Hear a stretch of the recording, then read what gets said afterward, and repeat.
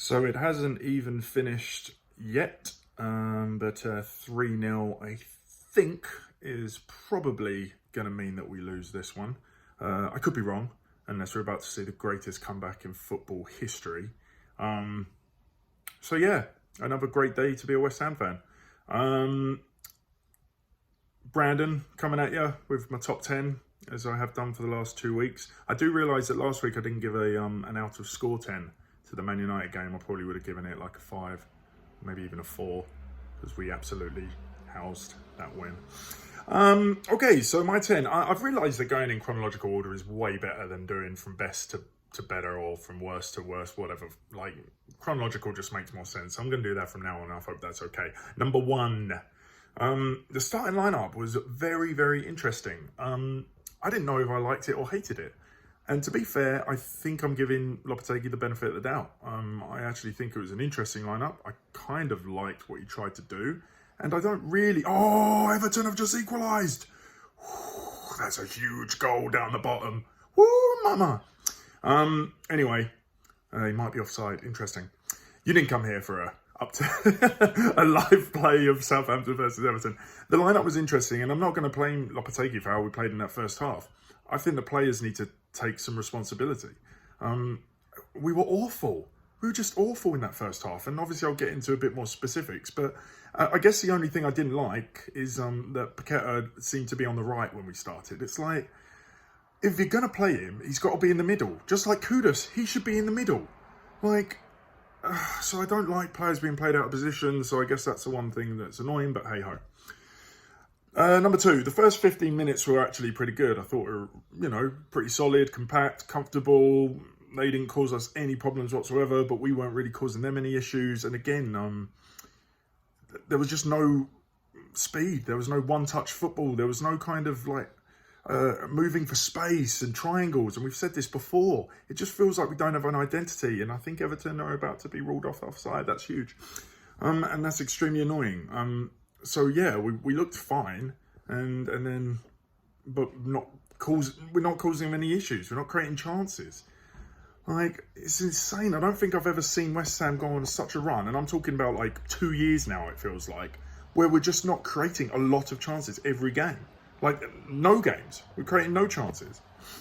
Number 3. Here's a stat for you. 1 clean sheet in 28 Premier League games. I mean, that's almost... Like, we're getting to a point where it's almost a whole season without a clean sheet. Well, with 1. And obviously that came against Palace, the 2-0 win away. That is terrible. I mean, in 28 games, we've conceded 63 goals. And it might be even 64 now. I've got the scores here, so no. I mean, that is just horrific. That is just really, really bad. Last week, I said Bowen should be nowhere near corners, and once again, it's proven to be true. Like, his first corner was short, came to nothing. His second corner came to nothing. Like, these are legitimate situations where you can score from. Like... We used to be, like, as West Ham fans, we used to be super excited when we got a corner. It was almost as good as a goal. We'd score 1 in every 4 or 5 of them or something. And now we don't look like a team that will ever score from a corner again. Like, and these, as I said before, these are legitimately things you can easily work on the training field. How are they not coming up with, like set piece plays? Like, nothing. It's literally just, it feels like fly by the seat of your pants. Yeah, whatever happens on the moment, Bowen, you could either take it short or you can flick it in. You should know exactly where you're going to be in the box every single corner. Like, for me personally, I want to see, like, our biggest players at the back of the box from obviously whichever corresponding side, and then movement. So 1 breaks away to the front, 1 breaks away to the back, and 1 goes into the middle. I mean, it's just the basics of football. And actually, I mean, that kind of summarises our first half. It was just amateur. Just completely amateur. And yeah. I mean, for me, Somerville should be on the corners. He's tiny, and he can obviously whip one in. So, yeah.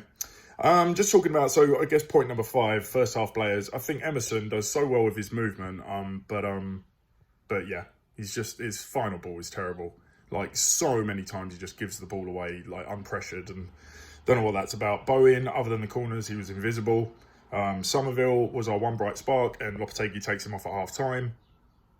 Bonkers. Like, I know what you're trying to do, and we'll get to Alvarez in a second. Rodriguez doesn't do enough for me.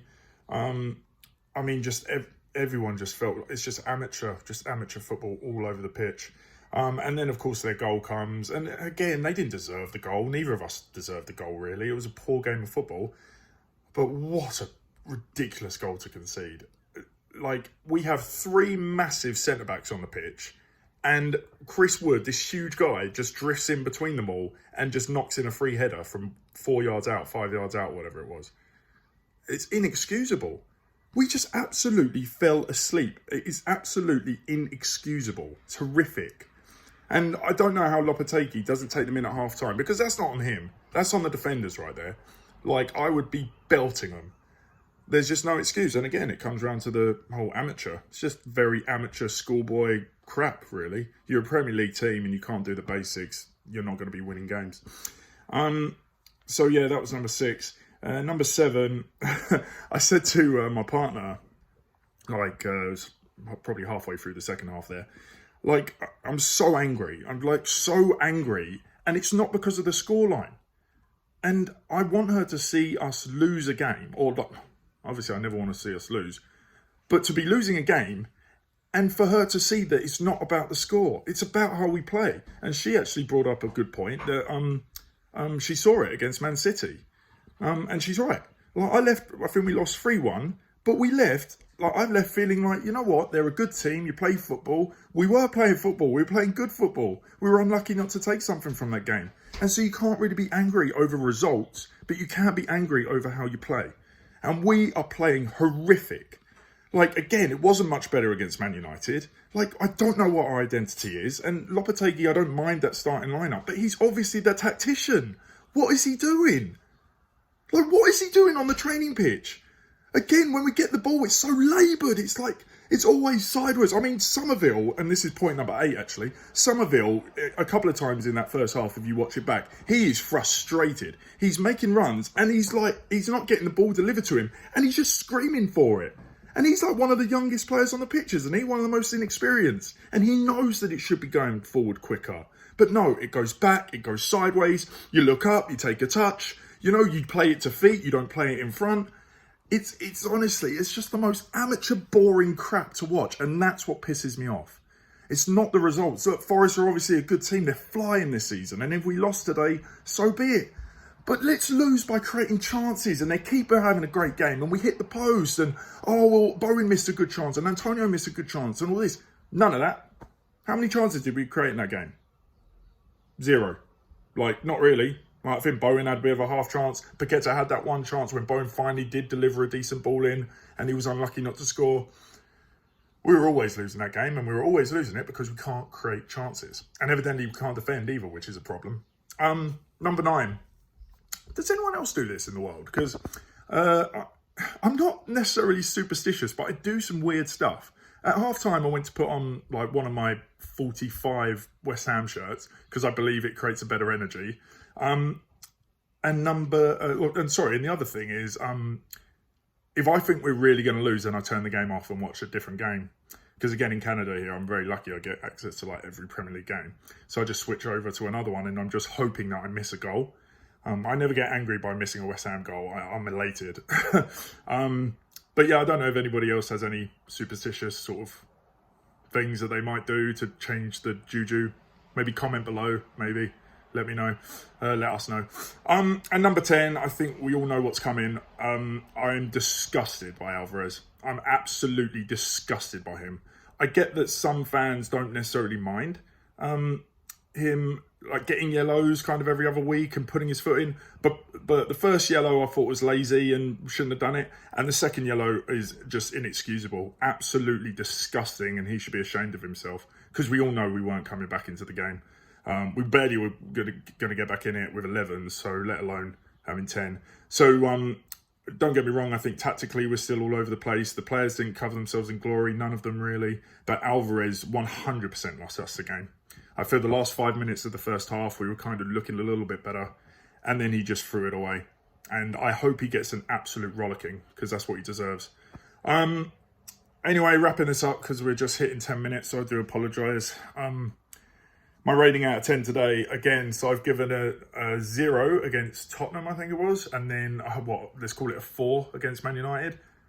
Today, again, I don't know, there's nothing to get excited about. Maybe like a 1, and I don't know what that would be for. I think, again, Somerville, I feel so bad for because he's not getting service, and when he gets the ball, he draws fouls, he looks lively, so maybe a 1 just based on him. Oh my God, I didn't even mention the substitutions. You know what? Whatever. Yeah, look, I'm going to give it a 1. A 1 out of 10. Because I guess the only saving grace is that they didn't score 4. So there you go. That's Brandon's top 10. Thank you for letting me vent. Leicester just equalised in the last minute, it looks like. Poor Ipswich. Wow, still without a win. And Southampton got their first of the season. Sorry to drag this on 11 minutes, and I guess we just got to stick with it. But Lopetegui, there are big, big questions. Come on, you Irons.